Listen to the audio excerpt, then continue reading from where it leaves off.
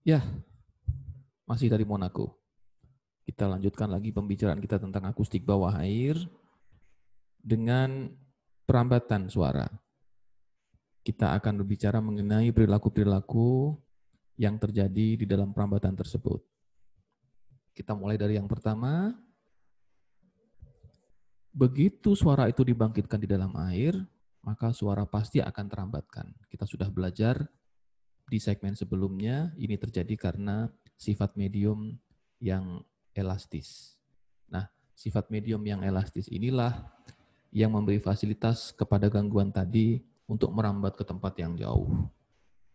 Nah, karena dia merambat, maka dia akan mempunyai sifat yang mengatakan seberapa cepat energi itu dirambatkan. Nah, disinilah kita mulai berbicara mengenai kecepatan perambatan atau the speed of propagation yang kita sebut sebagai C atau C untuk memberikan simbol bagi kecepatan perambatan ini.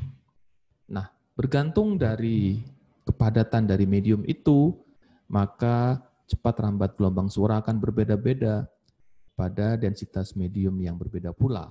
Begitu. Di dalam air, asin terutama, yang terbebas dari gelembung-gelembung udara atau sedimen yang tersuspensi, maka suara dapat merambat dengan kecepatan sekitar 1.500 meter per sekon. Nah, sekali lagi, kecepatan perambatan gelombang suara ini akan sangat tergantung pada tekanan air yang merupakan fungsi dari kedalaman terhadap suhu air. Di sini ditunjukkan bahwa perubahan suhu medium sebesar 1 derajat Celcius bisa berakibat pada perubahan kecepatan suara sampai dengan 4 meter per sekon. Dan suara juga akan berubah kecepatannya karena perubahan salinitas atau kadar garam. Oleh karena itu, kita harus dapat melakukan estimasi yang baik terhadap kecepatan suara ini untuk berbagai macam penggunaan nantinya. Dan itu hanya bisa dilakukan kalau kita bisa mengenal dengan baik sifat-sifat yang ada pada medium yang mengendalikan kecepatan suara itu. Selain kecepatan suara, kita juga mengenal ada yang disebut sebagai kecepatan perpindahan partikel. Nah, kecepatan perpindahan partikel ini sebetulnya terjadi ketika proses kompaksi.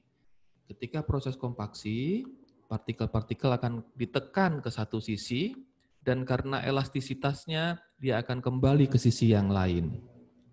Partikel hanya bergerak ketika energi melewatinya.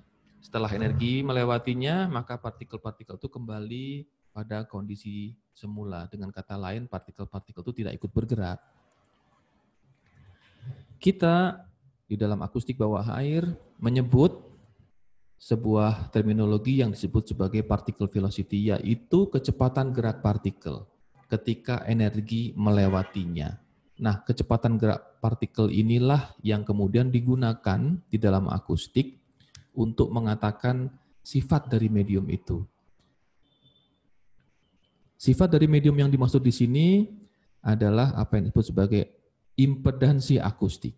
Nah, impedansi akustik ini mengatakan perbedaan antara medium yang satu dengan medium yang lain berdasarkan kecepatan pergerakan partikel ketika energi melewatinya.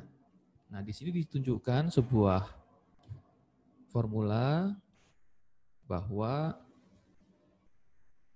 tekanan yang bekerja pada sebuah medium itu sebanding dengan densitas mediumnya, atau rho, kecepatan suara, dan kecepatan partikel.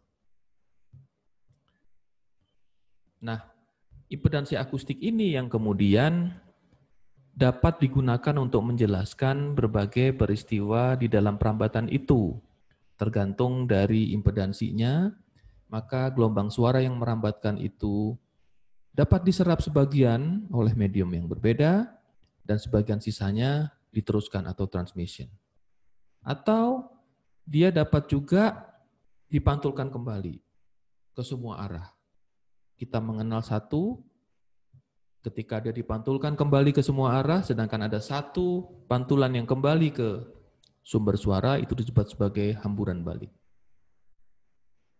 Demikianlah pembahasan kita mengenai peristiwa-peristiwa yang menyertai perambatan gelombang akustik di dalam air.